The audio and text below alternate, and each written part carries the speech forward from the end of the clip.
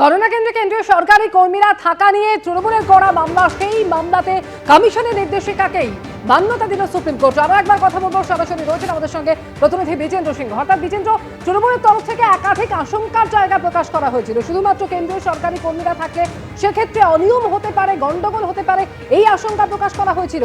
কিন্তু এই আশঙ্কার যে কোনো ভিত্তি নেই, সেটাই আজকে মনে করছে সর্বোচ্চ আদালত। তার কারণ রয়েছে, কেন কি ইলেকশন কমিশন যেভাবে অ্যাসোয়ার করলো আজকে সুপ্রিম কোর্টকে বা কপিল সিব্বলকে কি যে সার্কুলার তারা দিয়েছেন সেখানে তারা কোথাও তারা বলেননি কি রাজ্য সরকারের কর্মচারী নেওয়া হবে না।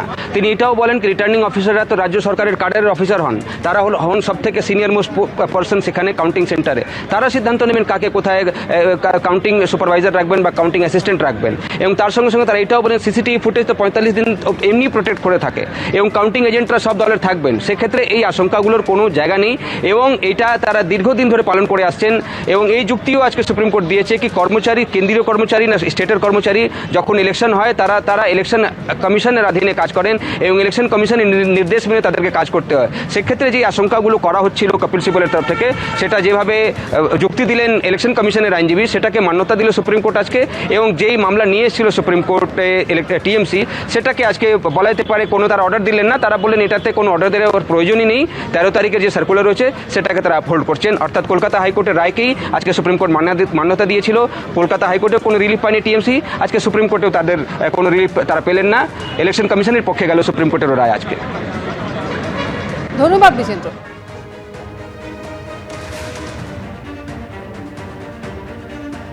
আর এবার যে খবরের দিকে নজর রাখবো, বারাসাত গভর্নমেন্ট কলেজের স্ট্রং রুমের সিসি ক্যামেরা বন্ধের অভিযোগ। আর এই অভিযোগ ঘিরে স্ট্রং রুমের বাইরে তুমুল উত্তেজনা।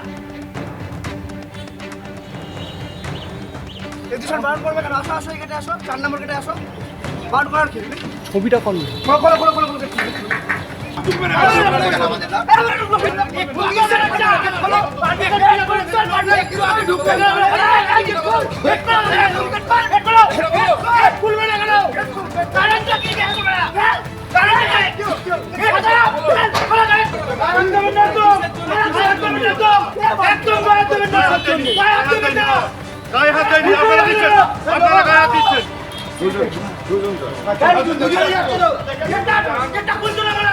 তৃণমূলের তরফ থেকে দাবি করা হয় যে 17 মিনিট বন্ধ ছিল সিসি ক্যামেরা এবং পুলিশকে ঘটনার তদন্তে নির্দেশ দিয়েছে নির্বাচন কমিশন। সমীরণ পাল আমাদের প্রতিনিধি রয়েছেন আমাদের সঙ্গে এই মুহূর্তে সরাসরি। সমীরণ, যে অভিযোগ উঠছে তারপর পুলিশকে ঘটনা তদন্তে নির্দেশও দিয়েছে নির্বাচন কমিশন, এই মুহূর্তে কি পরিস্থিতি?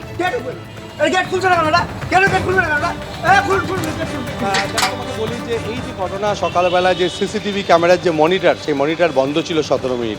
আর এই 17 মিনিট মনিটর বন্ধ হওয়ার পর খবর যায় জেলা প্রশাসনের কাছে। জেলা প্রশাসনের তরফ থেকে শীর্ষ কর্তারা তারা বারাসাত গভর্নমেন্ট কলেজে আসে এবং এসে তারা পরিস্থিতি খতিয়ে দেখে। আমি এই মুহূর্তে গণনা কেন্দ্রের সামনে রয়েছি।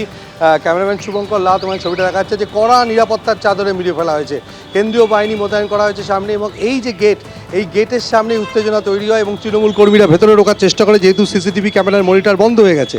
এবং তারপরে একটা প্রশাসনের সঙ্গে একটা ধস্তাধস্তি হয় পুলিশের সঙ্গে। এবং জেলা প্রশাসনের তরফ থেকে যেটা বলা হয়েছে যে জেলা প্রশাসনের তরফ থেকে গোটা বিষয়টি পুলিশকে তদন্ত করতে দেওয়া হয়েছে। কেননা যে গণনা কেন্দ্র এই বারাসাত গভর্নমেন্ট কলেজ এবং সেই গণনা কেন্দ্রে, এবং তোমাকে যে ছবিটা শুভঙ্কর দেখাচ্ছে যে এই গণনা কেন্দ্রে 4টি বিধানসভা, বারাসাত, অশোকনগর, হাবড়া এবং দেগঙ্গা, সেই 4টি বিধানসভা কেন্দ্রের যে সমস্ত ইভিএমগুলো রয়েছে স্ট্রং রুমে, সেই স্ট্রং রুমের যে সিসিটিভি ক্যামেরার মনিটর, সেই মনিটর 8টা 5 নাগাদ বন্ধ হয়ে যায়। আর 8টা 5 নাগাদ বন্ধ হয়ে যাওয়ার পর 17 মিনিট বন্ধ থাকে। এবং বাইরের মনিটর কেন বন্ধ হয়ে গেছে এই নিয়ে উত্তেজনা তৈরি হয়। অশোকনগরের তৃণমূল প্রার্থী নারায়ণ গোস্বামী তিনি ছুটে আসেন। তিনি জানান যে দলের কর্মীদের হোয়াটসঅ্যাপ গ্রুপ মারফত তিনি জানতে পারেন যে এখানে সমস্ত মনিটর বন্ধ হয়ে গেছে এবং 17 মিনিট ধরে বন্ধ ছিল। তার ফলে একটা উত্তেজনা তৈরি হবে এবং বিজেপির পক্ষ থেকে অভিযোগ করা হয় যে তাদের যারা স্ট্রং রুমে যাদের পাহারার দায়িত্বে তাদেরকে ভেতরে ঢুকতে বাধা দেওয়া হচ্ছে। এবং এই নিয়ে পুলিশের সঙ্গেও তাদের বচসা হয় এবং তাদের অভিযোগ পুলিশ তাদের ঢুকতে বাধা দিচ্ছে, বিজেপি কর্মীদের অভিযোগ। এবং এই নিয়ে চূড়ান্ত উত্তেজনা তৈরি হয় এবং বিজেপি প্রার্থী শঙ্কর চট্টোপাধ্যায় তিনি নিজে ছুটে আসেন। তিনি জানিয়েছেন যে কারা তাদের কর্মীদেরকে স্ট্রং রুমের যে বাইরে পাহারা দেওয়ার ব্যবস্থা রয়েছে সেখানে ঢুকতে বাধা দিয়েছে সে বিষয়ে তারা অভিযোগ জানাবেন। তুমি আমাদের সঙ্গে থাকো। এবিপি আনন্দ এগিয়ে থাকে, এগিয়ে রাখে।